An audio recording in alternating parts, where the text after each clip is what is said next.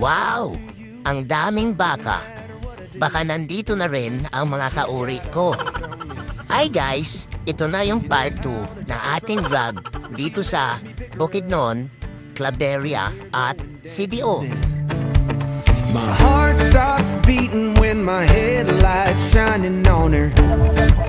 She's my Kailangan nating tumakbo kasi paparating na talaga yung sandamakmak na ulan. Umuulan! Dulas! Napakaganda pala ng lugar na to. Ito ang communal ranch na matatagpuan sa Impasugong, Bukidnon. Sa halagang 50 pesos na entrance at 20 pesos na environmental fee, ay ito na yung makikita mo.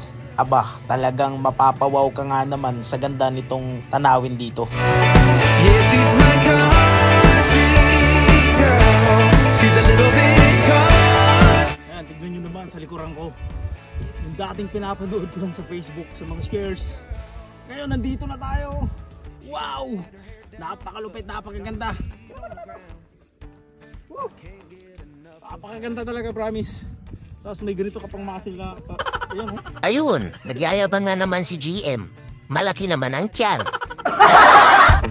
My heart starts racing every time I'm looking at her. Ang ganda mo talaga, communal ranch. Ang sarap mong balikan. Parang siya lang. Gusto ko na siyang balikan. She's so damn out of my league.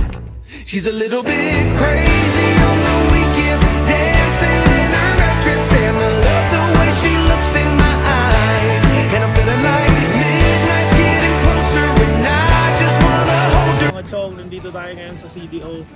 Putin natin ang Cagayan de Oro, Misamis Oriental. See you later. Country girl, she's a little bit country. Yeah, she's my country girl. Guitar.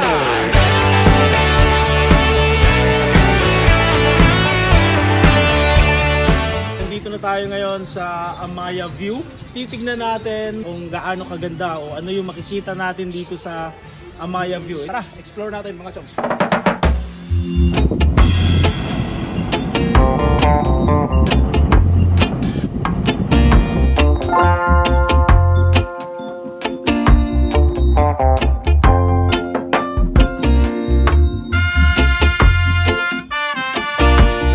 Ay wow! Ibang-iba rin pala itong Amaya View. Dahil bukod sa makapigil hiningang mga view, ay marami ka ring makikita ang mga hayop dito. At yung iba ay mukhang kaurit ko pa yata.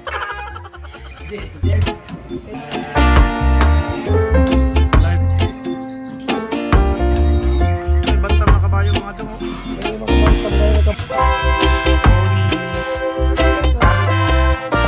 Itong tinatapakan ni GM Siargao, ito yung loob ng simbahan na kung tawagin nila ay Rock Chapel. So see-through siya, no? Makikita mo dito yung ilalim ng simbahan na may mga bato at kakaibang uri ng bato. Sulit na sulit talaga yung 300 pesos mo na entrance dahil marami ka talagang makikita dito na kakaiba. At the same time, may enjoy mo talaga yung mga view dito. Oh, ito pa, si Optimus Prime. Wow, pasok Spider-Man! Huwag niyo naman kalimutan mag-like and follow. At pakishare na lang din kung nagustuhan mo ang vlog natin. Abangan ang part 3!